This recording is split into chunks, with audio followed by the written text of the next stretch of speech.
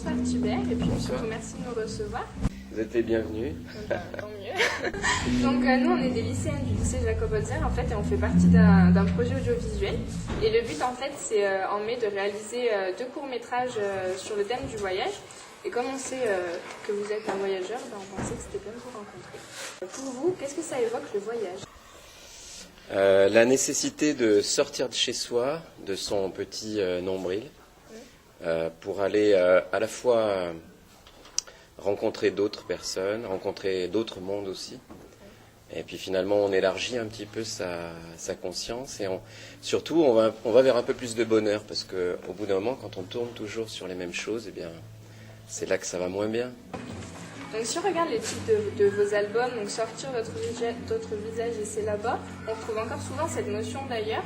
Donc pourquoi ça en fait ? Je pense que si je fais de la musique d'ailleurs, c'est parce qu'elle est nourrie par cette idée de voyage. Je crois que c'est un métier parmi d'autres avec lequel on peut justement voyager, rencontrer des gens, souvent dans des moments très émotionnellement riches et forts. Donc ça donne encore plus de valeur à ce qu'on vit, plus de force en tout cas. Donc d'où vient cette envie de voyager en fait ? Est-ce qu'il y a un endroit où vous vous sentez vraiment chez vous ? C'est une bonne question ça, parce que même là, j'habite souvent sur un bateau, qui est une maison qui voyage aussi.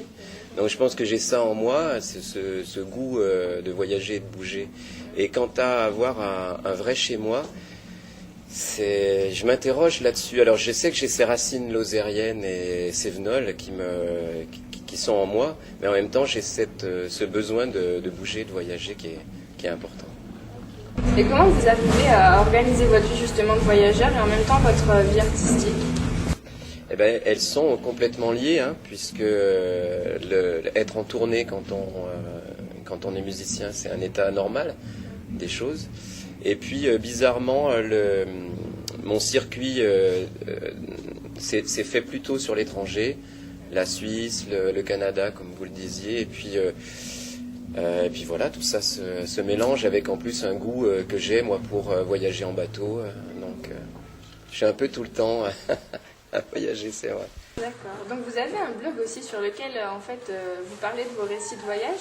Donc est-ce que pour vous c'est vraiment essentiel en fait de parler de vos expériences Il y a une phrase que j'aime bien qui dit je sais pas où mène le chemin, mais je marche mieux quand ma main serre la tienne.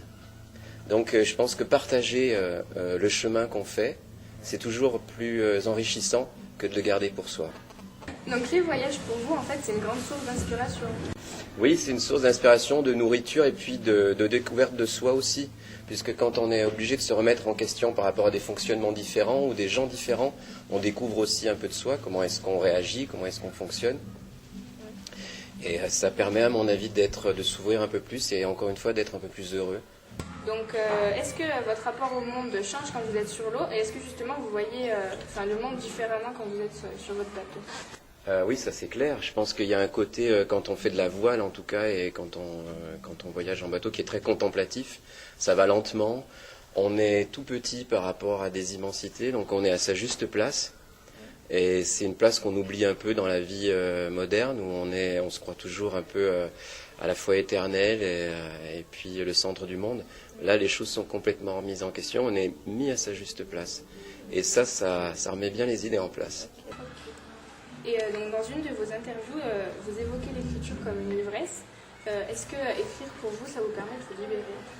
Oui, il y a peut-être une libération, mais je pense que ce qu'on cherche, ce que je cherche en tout cas moi quand j'écris, c'est un plaisir. Je me dis que si j'ai du plaisir à lire ou à écrire ce que j'ai écrit, peut-être ce plaisir sera communicatif. Donc c'est presque une émotion d'ordre physique, c'est pas quelque chose d'intellectuel. C'est comme des fois quand je joue avec les musiciens et puis qu'on se trouve tellement bien parce qu'on est ensemble dans le même groove, dans le même sentiment, c'est tellement bon qu'on a les poils qui se dressent sur les bras et tout, on a la chair de poule, on se dit c'est super. Et bien c'est la même chose que je recherche dans l'écriture. C'est cette espèce de rencontre charnelle et psychologique en même temps et sentimentale. Et voilà, c'est une rencontre complète de soi, d'un plaisir qui est de l'ordre du physique et pas juste de l'intellectuel.